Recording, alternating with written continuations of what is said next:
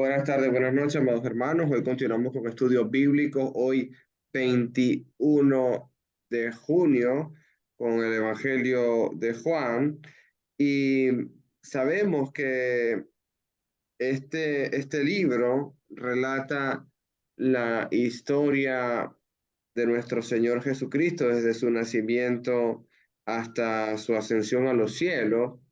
Y el apóstol Juan ha descrito en este libro señales, 7 en específico, para que nosotros podamos creer que Jesús es el Hijo de Dios y que creyendo tengamos vida en abundancia. Estamos hablando de que en el capítulo de este libro, el capítulo 20, verso 30, él describe y dice: hizo además Jesús otras señales en presencia de sus discípulos, las cuales no están escritas en este libro, pero estas se han escrito para que creáis que Jesús es el Cristo, el Hijo de Dios, y para que creyendo tengan vida en su nombre. Entonces estamos hablando de que Juan se ha dedicado a escribir la vida de Jesús para que veamos con las señales que él está haciendo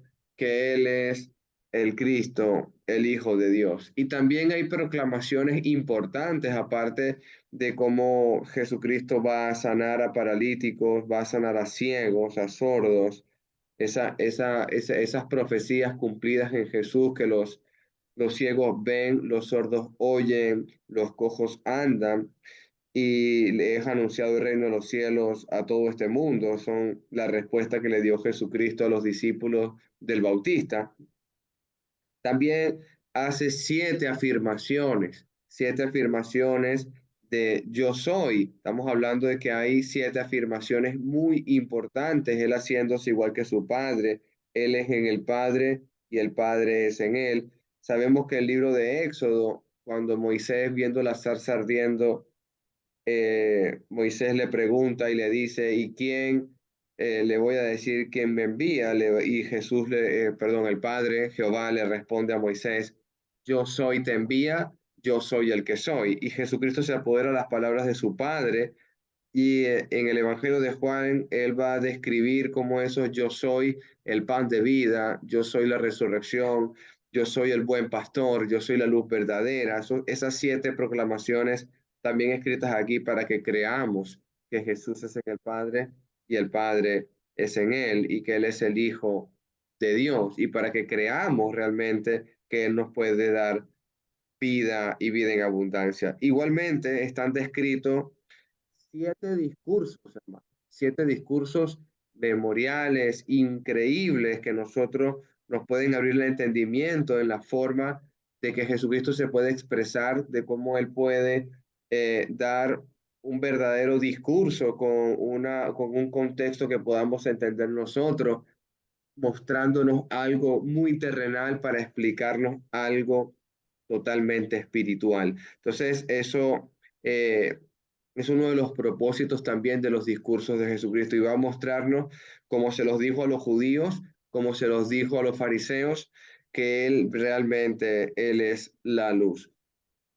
En la clase pasada, en el capítulo 8, después él de estar afirmando otra vez, diciendo que él es la luz del mundo y que la verdad os hará libres, si vosotros permanecieres en la palabra de Dios, en el capítulo 8 de Juan, verso 31, y dijo entonces Jesús a los judíos que habían creído en él: si vosotros permanecéis en mi palabra, seréis verdaderamente mis discípulos y conoceréis la verdad, y la verdad os hará libre. Estamos hablando que Jesucristo le está diciendo que ellos no están permaneciendo en la palabra que Él está diciendo.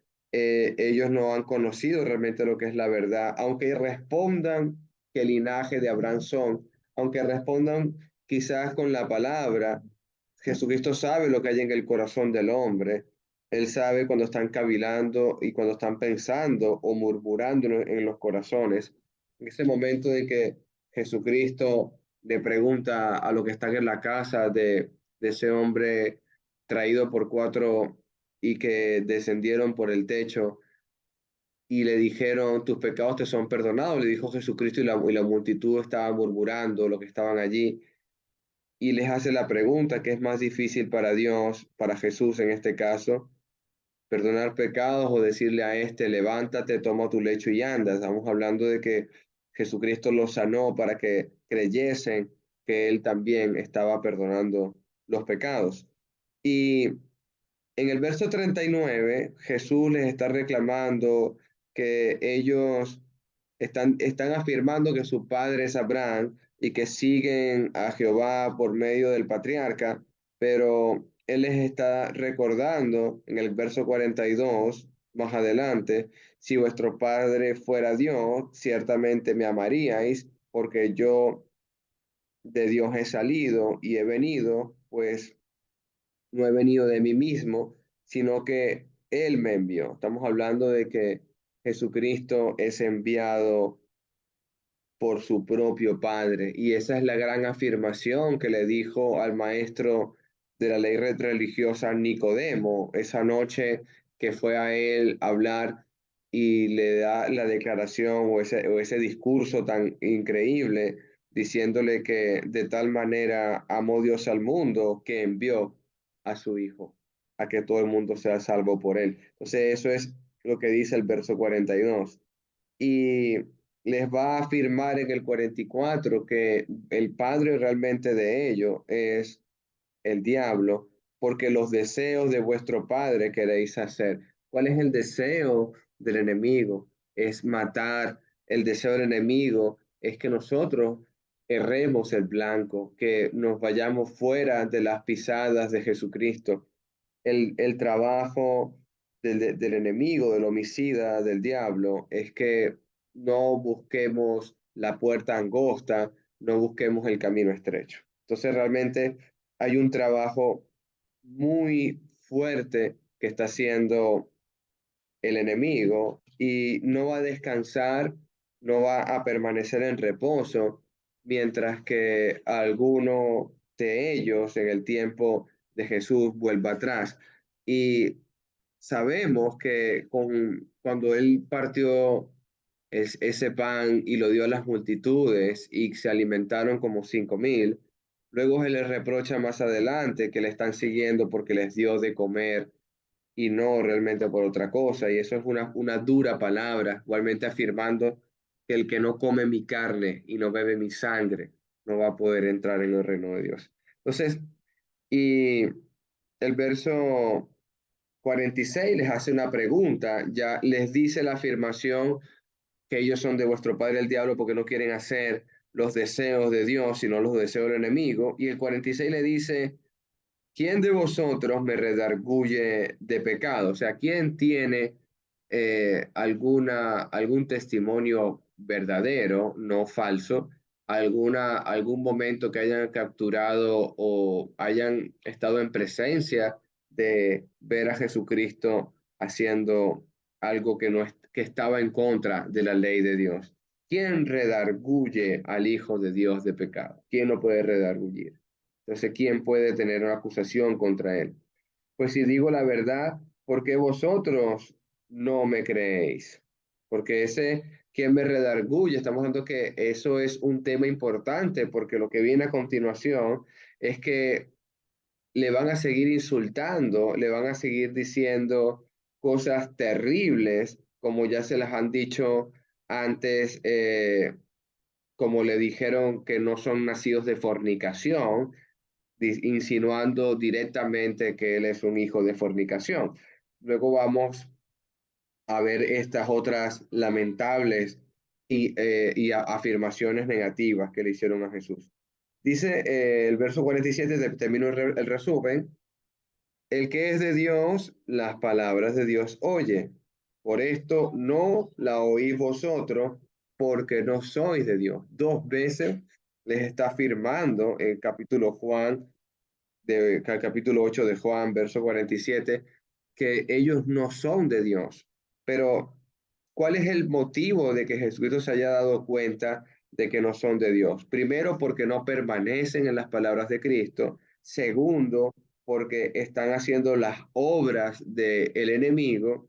Y tercero, él va a dilucidar esta conclusión porque no están oyendo realmente lo que Jesús está diciendo. Entonces, el que no oye y el que no obra y el que no permanece. Estamos hablando que son tres afirmaciones que tenemos que tener nosotros hoy mucho cuidado, porque quizás todos están oyendo, como en la parábola del sembrador, todos oyen la palabra de Dios, ese es el común de las cuatro semillas, de los cuatro corazones, perdón, de las cuatro tierras, oyen la palabra, pero solamente una da fruto. Entonces, en este caso, tenemos que tener cuidado si estamos escuchando para permanecer, si estamos escuchando para hacer las obras de Dios en nuestras vidas, obras de justicia, obras de piedad, obras de obediencia, o si estamos realmente entendiendo de que si oímos la palabra es para ponerla a prueba y en práctica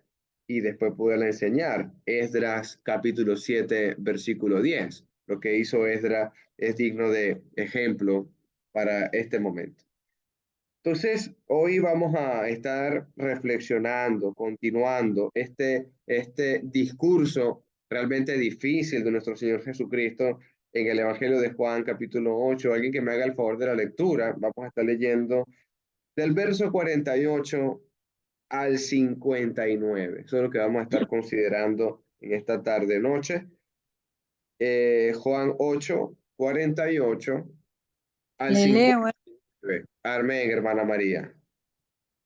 Juan 8, 48 al 59. Ok, veamos la palabra de Dios. La preexistencia de Cristo. Respondieron entonces los judíos y le dijeron: ¿no decimos bien nosotros que tú eres samaritano y que tienes demonio? Respondió Jesús: yo no tengo demonio, antes honro a mi Padre, y vosotros me deshonráis. Pero yo no busco mi gloria, hay quien la busca y juzga. De cierto os digo, que el que guarda mi palabra nunca verá muerte. Entonces los judíos le dijeron: ahora conocemos que tienes demonio. Abraham murió y los profetas, y tú dices: el que guarda mi palabra nunca sufrirá muerte. ¿Eres tú acaso mayor que nuestros padre Abraham, el cual murió y los profetas murieron? ¿Quién te haces a ti mismo? Respondió Jesús: si yo me glorifico a mí mismo, mi gloria nada es. Mi Padre es el que me glorifica, el que vosotros decís que es vuestro Dios. Pero vosotros no le conocéis, mas yo le conozco. Y si dijere que no le conozco, sería mentiroso como vosotros, pero le conozco y guardo su palabra. Abraham, vuestro padre, se gozó de que había de ver mi día y lo vio y se gozó. Entonces le dijeron los judíos: aún no tienes 50 años y has visto a Abraham. Jesús le dijo: de cierto os digo, antes que Abraham fuese, yo soy. Digo, hermano. Sí, ¿Aló? hermanita, hasta el 59.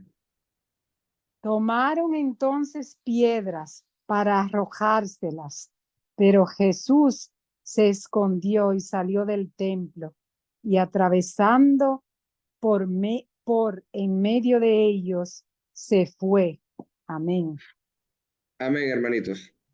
Ahí hay una pregunta que hace la samaritana y es la misma pregunta que se hacen aquí estos judíos. Y si tú lees el 53, mira lo que dice, ¿eres tú acaso mayor que nuestro padre Abraham? Y si tú lees en la conversación de Jesús con la samaritana, y me llama la atención que en el capítulo 4 la samaritana le va a decir en el verso 12 de 4:12 de Juan, ¿acaso eres tú mayor que nuestro padre Jacob? Estamos hablando de que hay dos resultados, y usted lo sabe.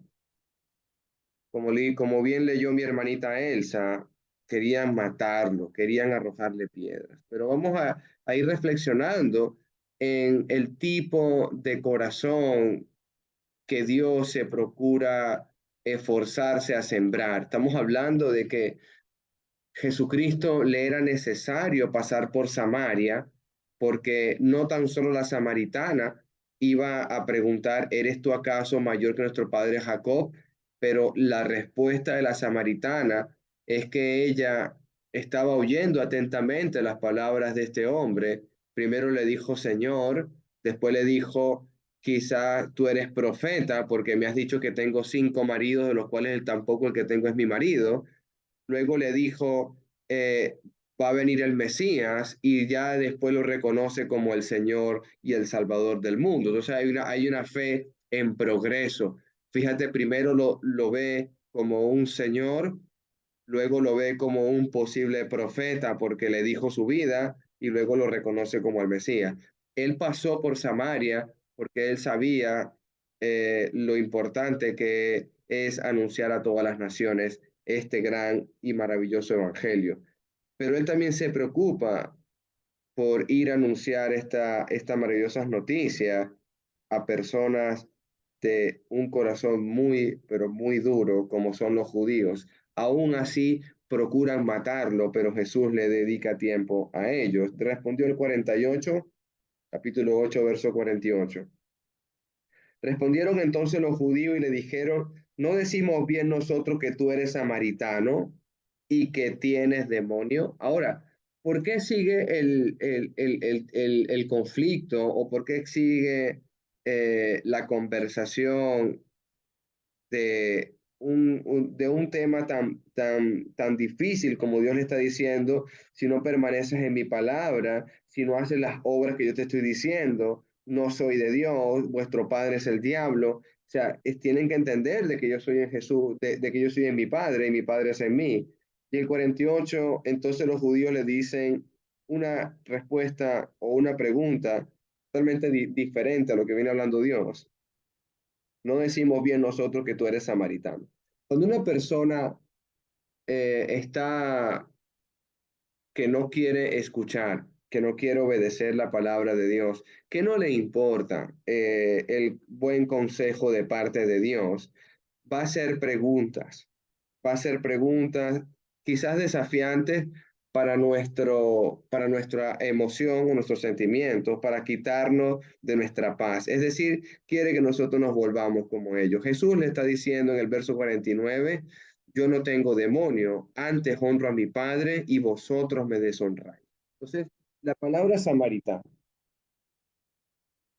bien por la samaritana del capítulo 4 sabemos que entre judíos y samaritanos no se habla, que inclusive eran vistos muy mal, inclusive los judíos evitaban pasar por esa tierra, por eso es que él decidió pasar por Samaria, se preocupó por pasar por Samaria para enseñar a sus propios discípulos que esto no debería ser continuar de esta manera, teniendo acepción de personas, teniendo esta clase o este pueblo o pueblo gentil, pueblo fuera de los judíos, como realmente no herederos de la promesa. Estamos hablando de que Dios le dedicó tiempo para nosotros. Inclusive vimos en la clase de ayer con Fidel cómo Jesucristo le afirma a Ananías diciendo, es necesario que Pablo me sea instrumento, sobre todo para ir a quién, a los gentiles, no, al pueblo que nunca ha querido el judío, porque supuestamente solamente la salvación viene de los judíos, y es algo muy cierto, pero esta vez Dios extendió su salvación a todo aquel que en él crea, para que no se pierda y tenga vida eterna. Entonces, esa palabra samaritano en este contexto es nuevamente otro insulto más a nuestro Señor Jesús al ver que no podían atacar. Fíjate cómo es cuando las personas no tienen nada que decir de ti, cuando no pueden atacar tu testimonio, cuando no pueden decir nada acerca de la vida personal tuya. Y fíjate en el 8:46, ¿quién de vosotros me redarguye? Estamos hablando de que ninguno de ustedes puede decir que yo estoy haciendo algo mal o que mi vida no demuestra lo que son mis palabras. Eso, entonces, siempre buscan atacar de esa otra manera. Entonces, también ese momento en que ellos son llamados hijos de Abraham, entonces dice, yo no tengo demonio, antes honro al Padre y vosotros me deshonráis. Sabemos muy bien lo que la Biblia o quizás pasajes nos hablan de demonios que operan realmente en este mundo lamentable contra esas acechanzas que nos habla el apóstol Pablo, las acechanzas del enemigo y esos dardos de fuego que tenemos que tener cuidado. ¿Cuidado con qué? Con nosotros mismos, con nuestras propias concupiscencias, porque los deseos de la carne y la naturaleza pecaminosa nuestra es realmente muy compleja y difícil de llevar. Por eso que tenemos que estar siempre buscando el camino de Dios y no otro. Dice el 49, yo no tengo demonio, antes honro a mi Padre y vosotros me deshonráis. Hay un mandamiento con promesa que está en el Antiguo Testamento y también Jesús lo menciona en el Nuevo, que es honrar a padre y madre para que nuestros días sean largos en la tierra.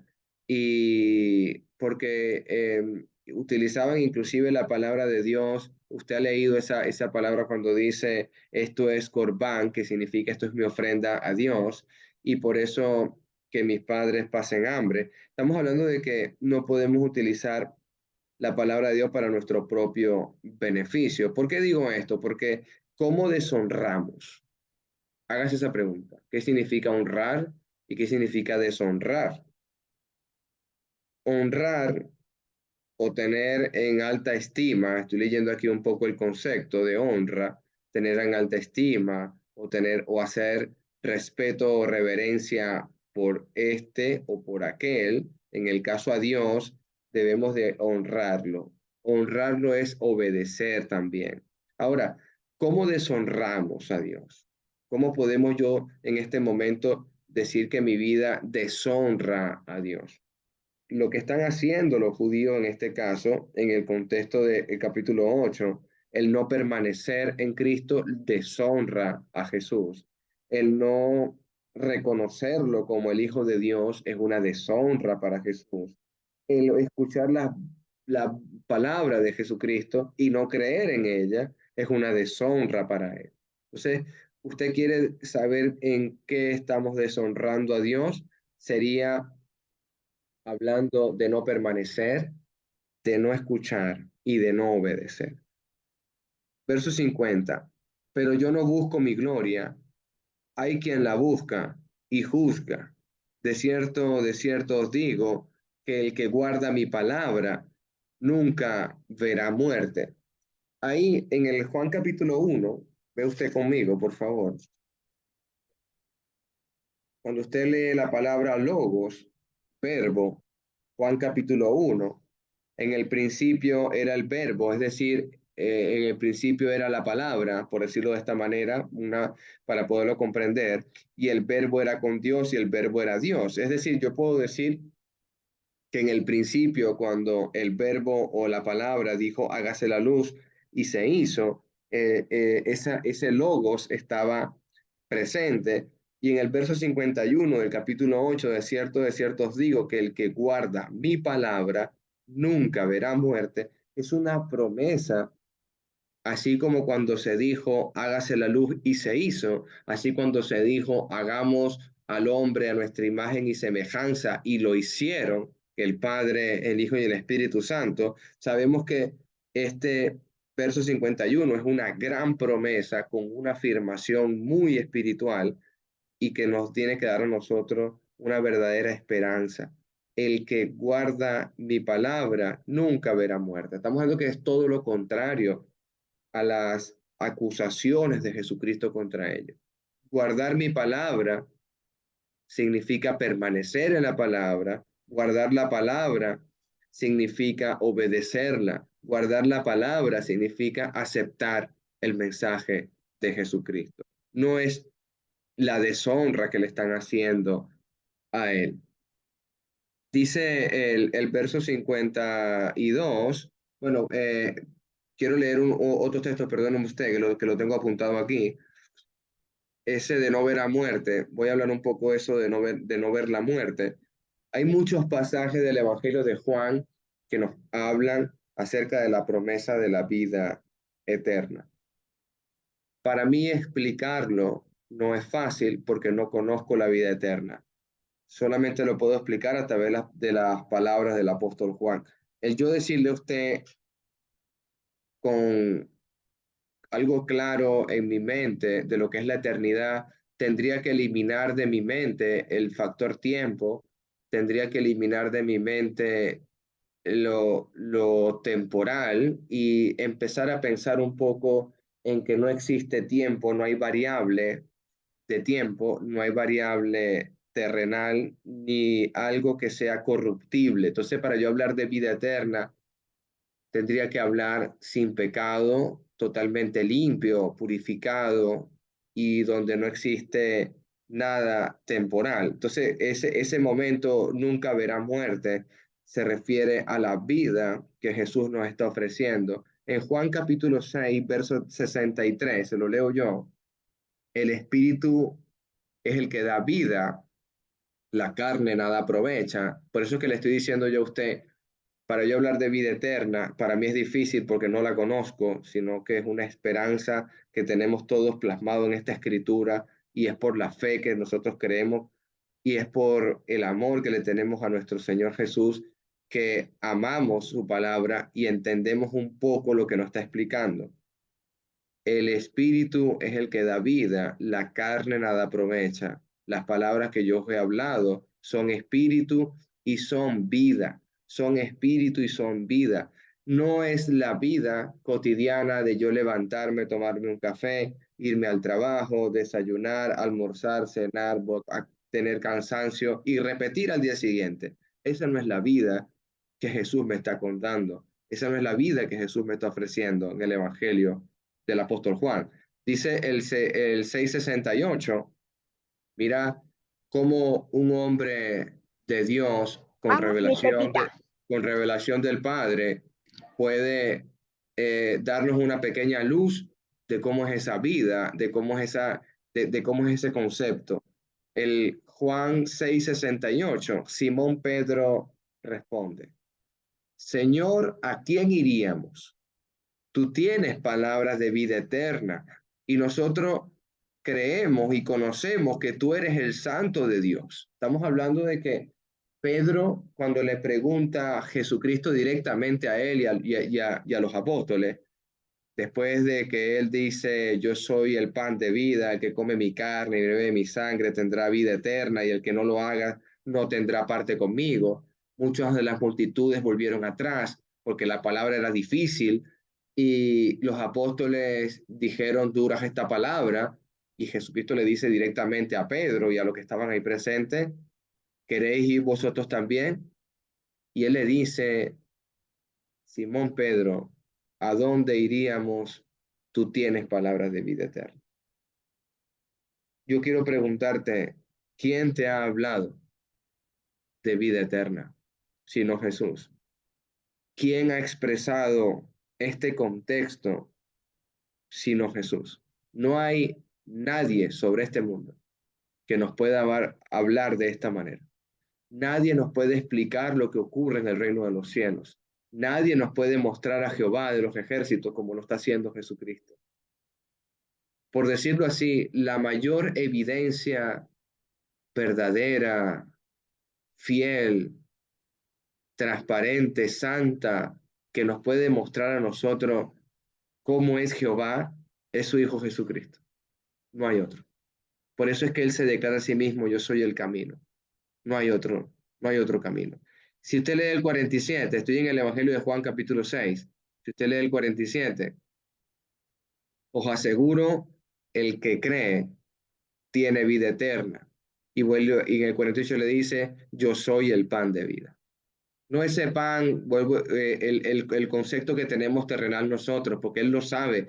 No ese pan que comieron sus antepasados, que comían y volvían a tener hambre, o bebían y volvían a tener sed. No, yo no ofrezco ese pan. Yo ofrezco un pan que no tendrás más nunca que volver a comer, porque te va a saciar. La misma afirmación se lo dijo a la samaritana. El agua que yo te voy a dar salta para vida eterna.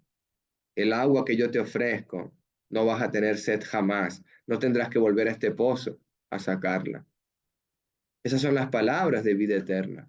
Cuando yo hablo de nunca verá muerte, por eso es que le digo yo a usted que es un contexto difícil de hablarlo, porque ninguno hemos presenciado sino a través de la escritura lo que es la vida eterna. Y es lo que predicamos por fe. Y tenemos esa convicción en nuestros corazones. No es a través de la emoción o del sentimiento. Tenemos que eliminar eso en nuestras vidas.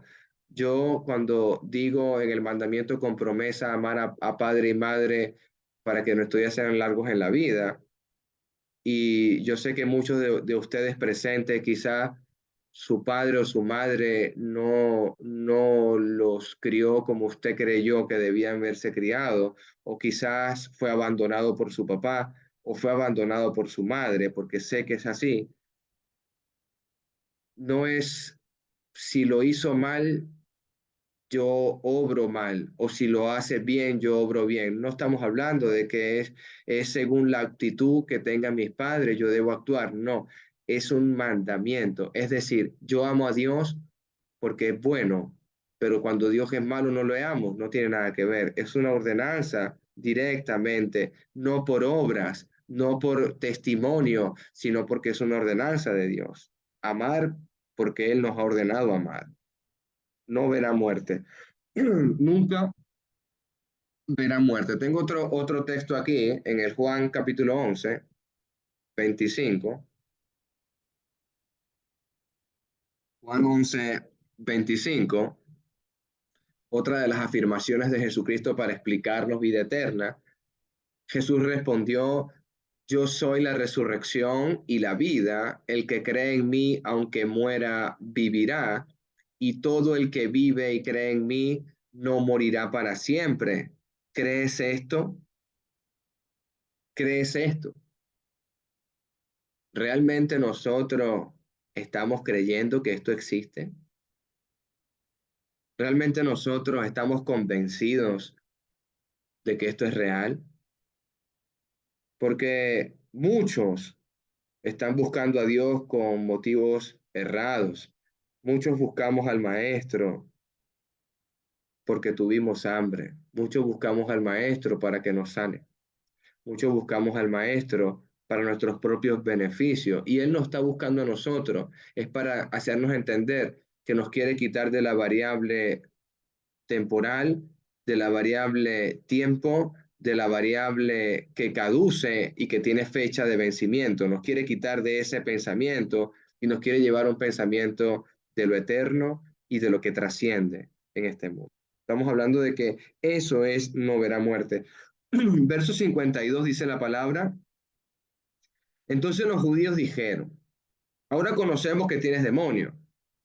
Abraham y los profetas murieron y tú dices, el que guarda mi palabra no gustará la muerte eterna. Efectivamente, esa afirmación de que Jesús eh, dice que no verá muerte, pero Abraham ya está muerto, es la misma predicación, ya usted lo estudió con Fidel en Hechos capítulo 2, la misma afirmación cuando Pedro menciona al patriarca David y dice que el sepulcro está allí presente y que sus huesos están allí, sus restos, y no habla de sí mismo David, sino de Jesucristo. Estamos hablando de que efectivamente es una afirmación importante para dar un argumento que va a poner en evidencia lo que están pensando ellos. Ellos siempre están pensando en lo terrenal y Dios está pensando en lo espiritual. ¿Por qué le digo esto yo a usted? Ahora conocemos que tienes demonio, dice el 52. Abraham murió y los profetas. Y tú dices, el que guarda mi palabra nunca sufrirá muerte. Ellos no han entendido o no quieren entender lo que le está diciendo nuestro Señor acerca de la vida eterna. ¿Eres tú acaso mayor que nuestro padre Abraham, el cual murió? Ahí está la pregunta que le hizo la samaritana. ¿Eres tú mayor que nuestro padre Jacob, que nos dio este pozo? Y los profetas murieron. ¿Quién te haces a ti mismo? Este es el mismo contexto, hermano. Si tú eres el Hijo de Dios, desciende de la cruz y creeremos. Si tú eres el Hijo de Dios. Este corazón no cambió ni siquiera ante la cruz de Cristo. Este corazón no se rindió.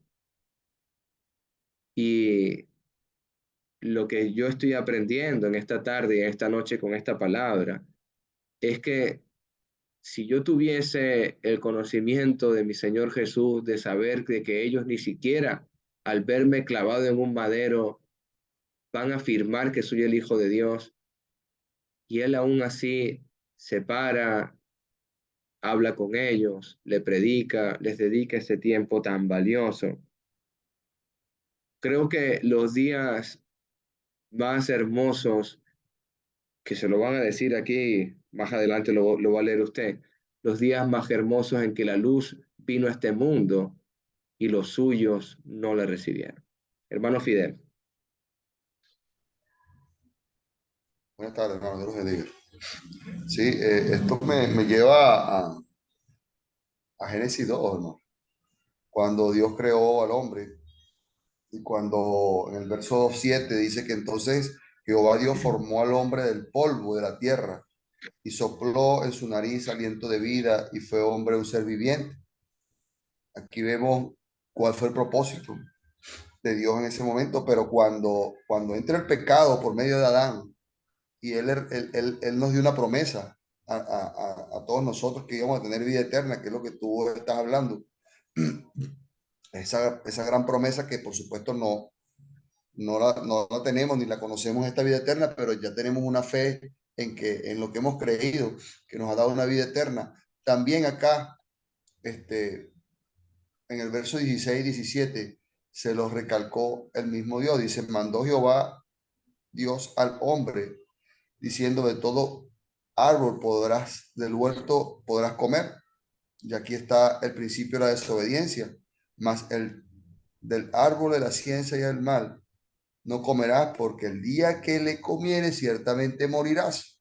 Esta muerte no se vio físicamente, sino espiritual. Y hoy el Señor nos dice esto. Es lo que tú estás conversando con nosotros ahorita. A través de la promesa que Él nos da, a través de la fe y creer que hay esta vida eterna.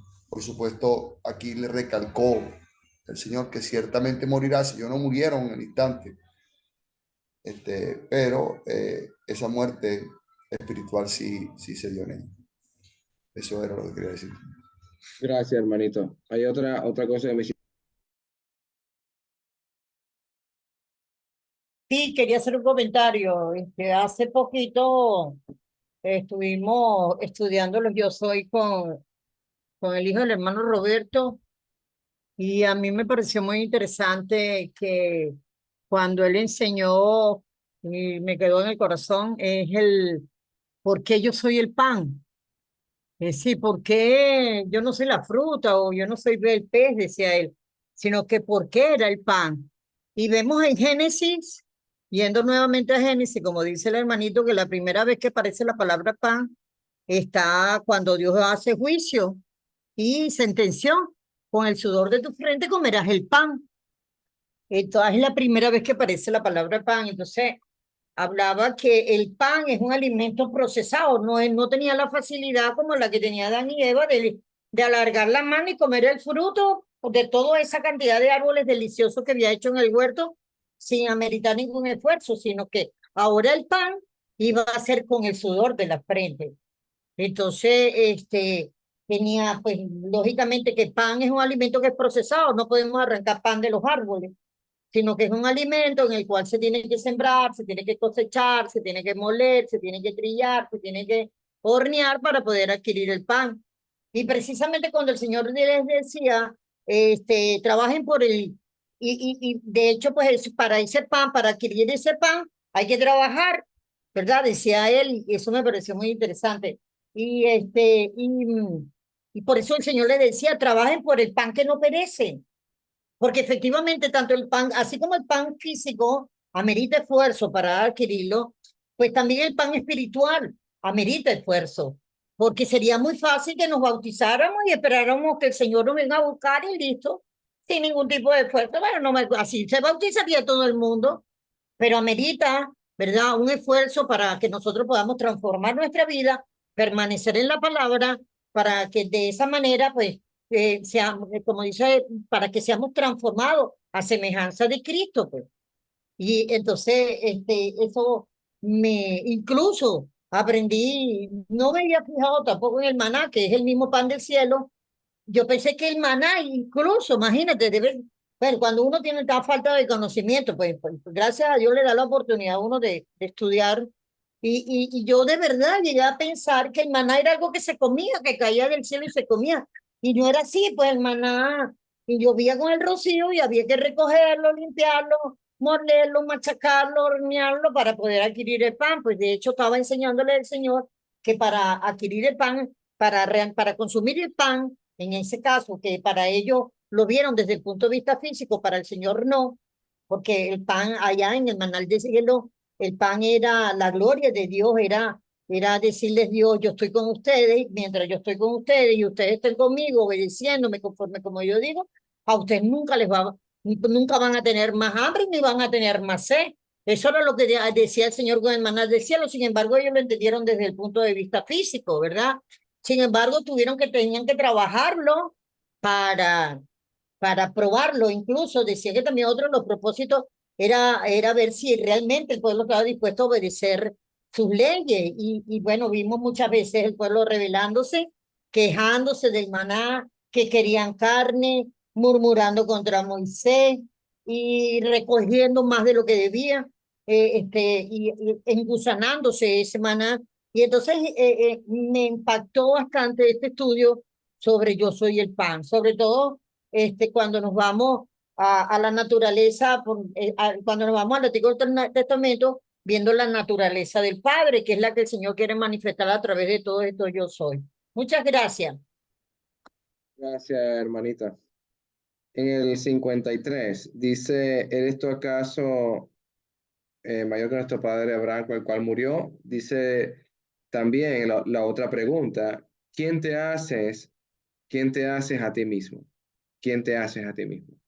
Eso es la misma pregunta o quizás muy parecida de la pregunta de Nicodemo, ¿cómo puede un hombre siendo viejo volver a entrar en el vientre de la madre y nacer? O la pregunta de la samaritana de, tú no tienes ni cubo ni cuerda, ¿cómo piensas sacar el agua? Entonces estamos hablando de que, ¿quién te haces a ti mismo? O sea, no comprenden, no tienen el conocimiento, no tienen realmente el entendimiento para discernir todo lo que le está diciendo nuestro Señor Jesús. Estamos hablando de que el autor de la vida está dando un sermón, un discurso, y esta audiencia no tiene capacidad de entender por el tipo de corazón que tiene. Se hace realmente duro leer estas palabras. Dice el verso 54, respondió Jesús, si yo me glorifico a mí mismo, mi gloria nada es, y mi Padre es el que me glorifica, el que vosotros decís que es vuestro Dios. Wow, hermano, ahí está una aseveración que causaría en ellos algún impacto. Y es cuando yo me pregunto, ¿tú lees la palabra y está causando algún impacto en tu vida? ¿Tú cuando lees la escritura te hace a ti algo? Es decir, ¿entiendes de quien está dando la sentencia es el autor de la vida, el que te está ofreciendo una resurrección, el que te está ofreciendo esas nuevas moradas con el Padre Eterno. Estamos hablando de que eso causa en ti algo, te mueve a hacer algo, hay arrepentimiento, te compunges de corazón, porque realmente tú tuviste que haber estado en el lugar de Jesús y no Él. Hay un dolor que tienes que sentir. Nuestro pecado, hermano, es causa de dolor. El que vosotros decís que es vuestro Dios. Qué Hermano, triste. Hermano Iván, dígame usted. sí, me gusta mucho esa parte, hermano, porque ahí se puede entender bien la preexistencia de Jesús antes de Abraham. Cuando le dice, Abraham se gozó en ver su día. O sea, Abraham, por la fe que él tenía, pudo ver la venida de nuestro Señor Jesucristo, igual a como lo hizo el otro en Lucas 2, que dice que él tenía conocimiento. Entonces, pero me gusta mucho porque es que Abraham creyó en la promesa de Dios, que nos iba, porque tiene mucho que ver con esa promesa de las bendiciones a todas las naciones de su descendencia de Cristo. Entonces, lo que me gusta a mí es que Jesucristo le está hablando con mucha claridad y ellos están necios. Y esa parte es importante, no escuchar bien, o sea, no, cuando uno está escuchando a un hermano le puede pasar eso, está escuchándolo, pero está pensando qué ves. Podemos ponerlo en esa posición también. Tenemos que aprender a escuchar, ¿va? Porque ellos nunca escucharon a Jesús. Antes que Abraham fuese, Él es. Esta es una expresión de eternidad, de identidad, cuando Él dijo, yo soy, yo soy. Entonces, le está dando a entender que Él es antes de Moisés, antes de que esté en el Éxodo. Entonces, prácticamente le está diciendo, Jesús se declara igual a Dios. Entonces, claro, ellos en vez de en comprender eso, les provocó ira y lo consideran como un blasfemo. Entonces, así nosotros, porque este es el problema, hermano, que esto no es, esta es una, este es prácticamente hay grupos religiosos que manejan esta forma, y equivocada, o sea, prácticamente están escuchando a los judíos que no entendían. Entonces, todo este tiempo lo tenemos acá.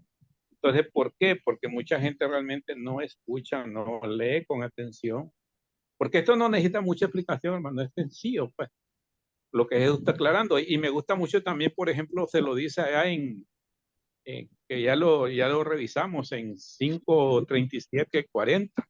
Me gusta mucho porque ahí prácticamente ustedes, por estar leyendo, memorizando, en otras palabras, porque según veo yo que a la vez de la traducción, como que no está bien ahí, pero les quiere decir que ustedes por estar memorizando la Biblia o por estarla tanto estudiando, creen que ahí está la vida eterna y yo soy la vida.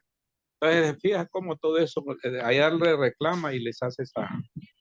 Pero lo importante que me gusta mucho es no ser igual a ellos, aprender a escuchar, es básico. Dios le bendiga, hermano. Gracias, hermanito. Hermanito Manuel. Andrito, hermanito Víctor. hermano Víctor Hugo. Sí, buenas tardes, hermanito. Un saludo a todos ustedes. Sí, yo también quería aportar un poquito, entendiendo lo que estamos avanzando, pero a mí, por ejemplo, lo que me llama la atención es que a la primera, Jesucristo, la primera persona que se revela es la mujer samaritana. Ya había enemistad, ¿no es cierto?, con los samaritanos y los judíos, pero ella cree en Jesucristo.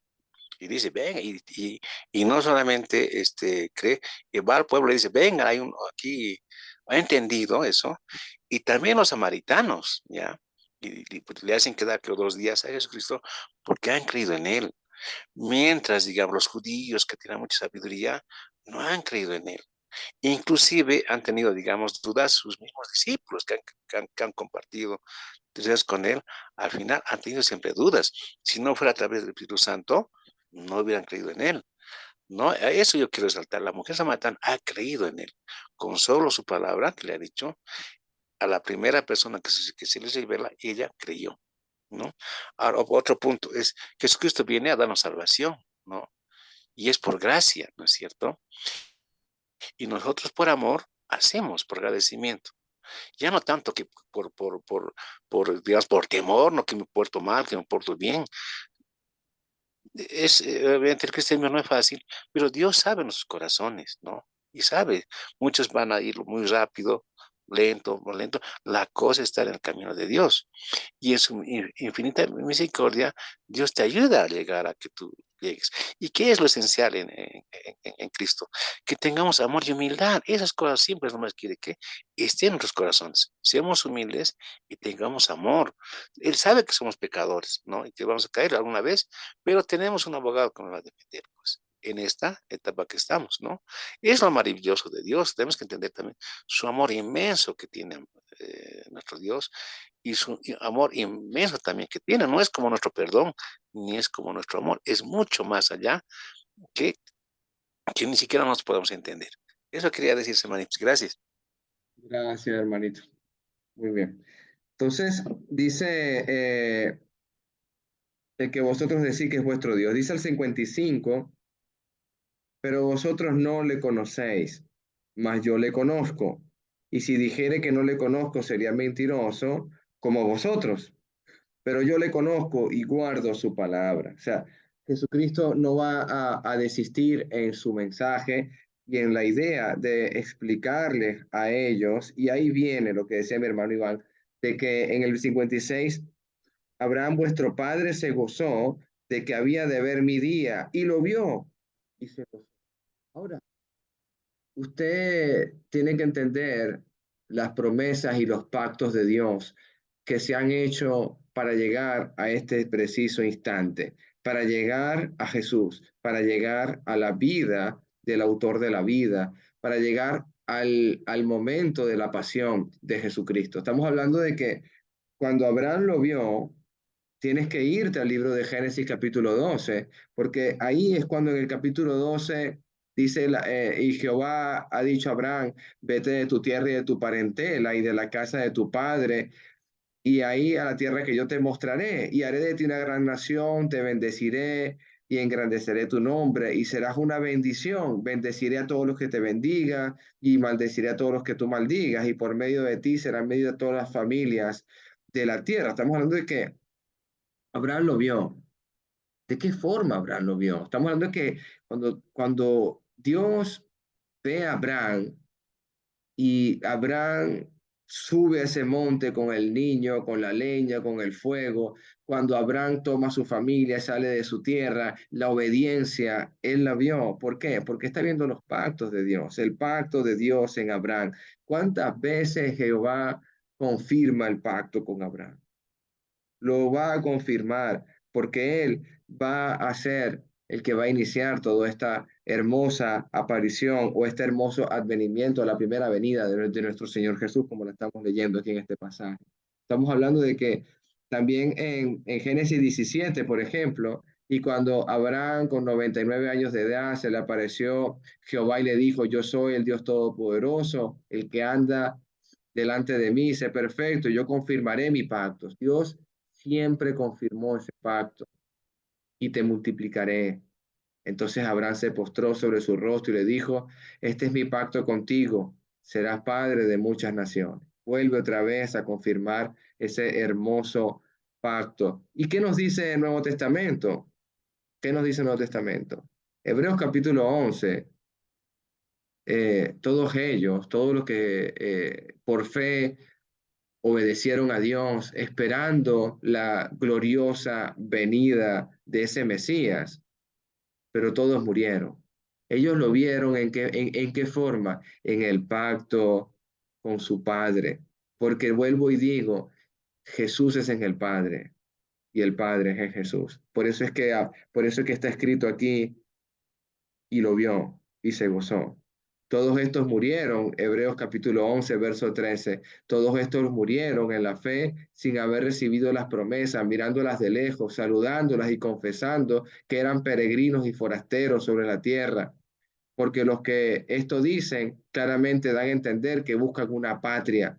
Ellos estaban pensando en algo fuera de este mundo.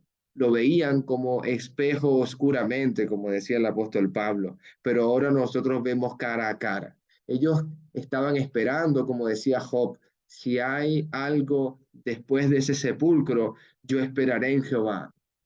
Qué palabra tan profunda está diciendo el varón Job, sin tener ley, sin tener sino solamente una conversación con Dios en ese torbellino. Si hay algo después de este sepulcro, yo esperaré a Jehová.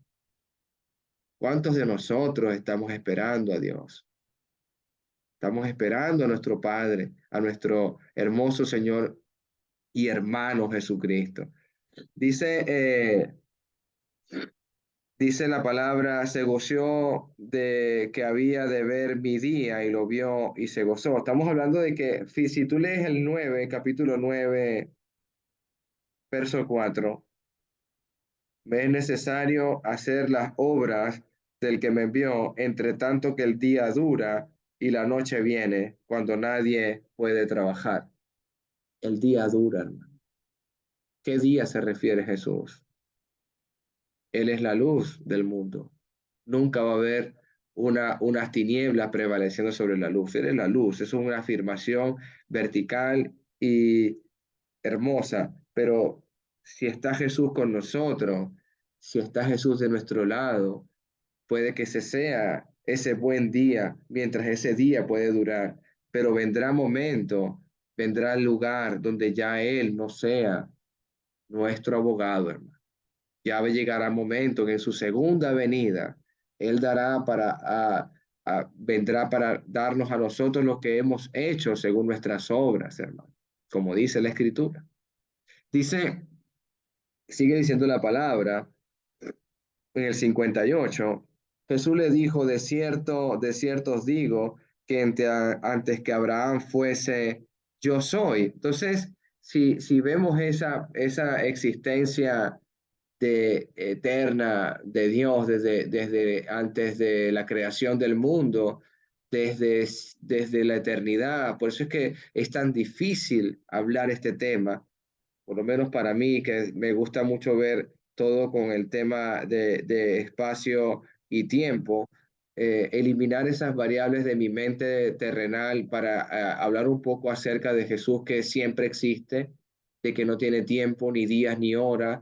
Para Él es un día como 1000 años o 1000 años como un día. Estamos hablando de que la preexistencia del gran yo soy. Como lo dijo en el Evangelio de Juan, capítulo 1, 51, os aseguro, dice la Escritura, os aseguro de que en adelante veréis el cielo abierto y los ángeles de Dios que suben y descienden sobre el Hijo del Hombre. Palabras que solo Jesús ha mencionado. ¿Cómo son los ojos de Dios? ¿Qué está mirando Jesucristo para describirme a mí que hay ángeles que descienden y ascienden del cielo? ¿Qué vista tiene el maestro?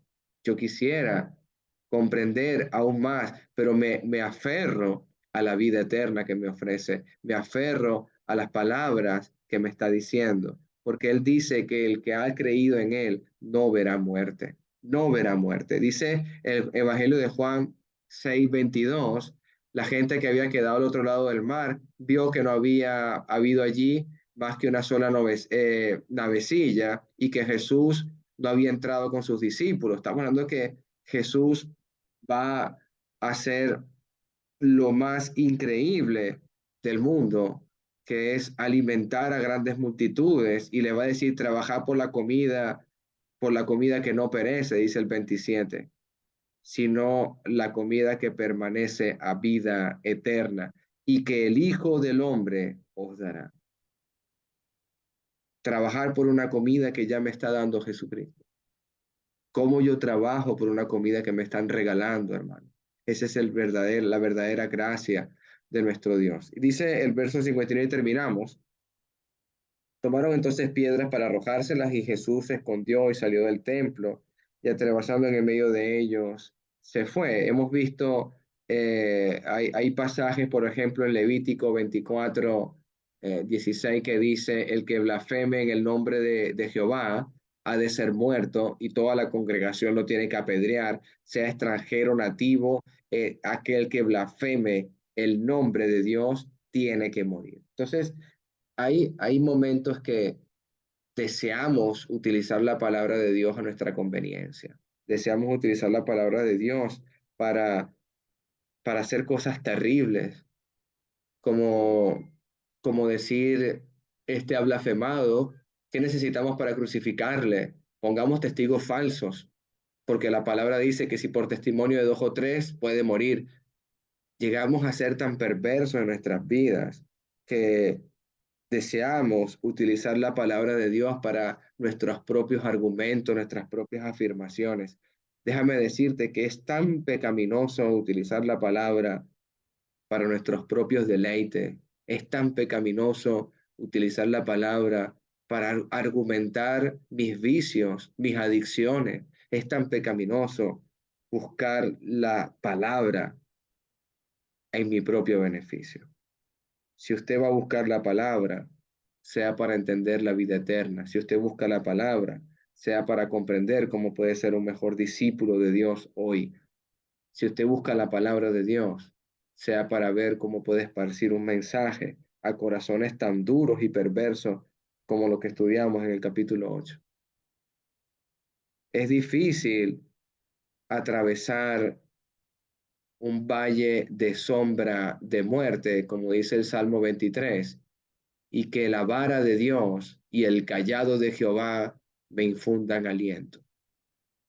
El rey David reconoce lo difícil que es eso, y sin embargo, junto a aguas de reposo, lo va a pastorear, y junto a un lugar calmado, aunque esté en el valle de sombra de muerte. Eso es lo que está haciendo nuestro Señor Jesús.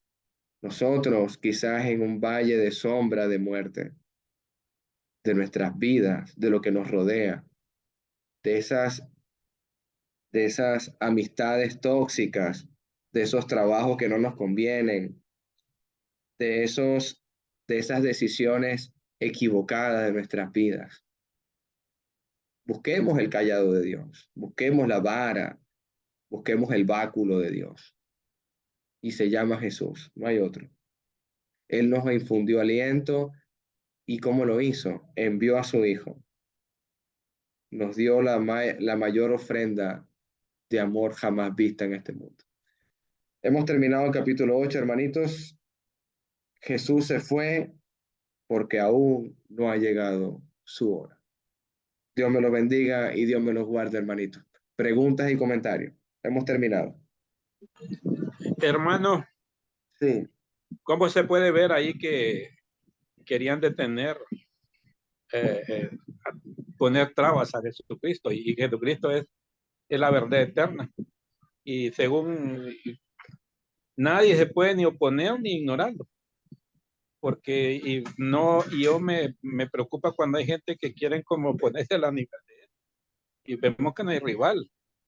Entonces, y lo que me gusta a mí es que somos su pueblo, tenemos la salvación, creemos firmemente que Jesús es nuestro Dios, nuestro Salvador, y cuyo poder es perfecto. No tenemos que tener ninguna duda, pues, de todo lo que he venido haciendo. Me gusta, pues, las palabras finales son como que rematan.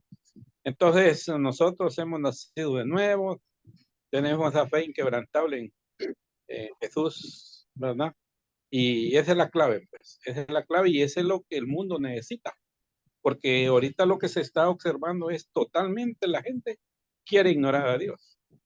Usted lo va a ver cuando uno va a predicar, algunos realmente lo ignoran completamente, otros medio ponen atención, pero uno ya entiende, pues.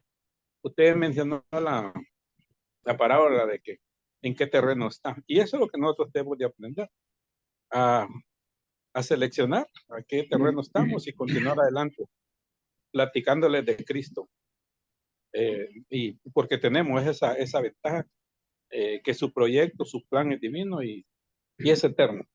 Dios le bendiga. Gracias, hermanito Iván. Bueno, si no hay más comentarios, hermanitos, vamos a parar aquí. Vamos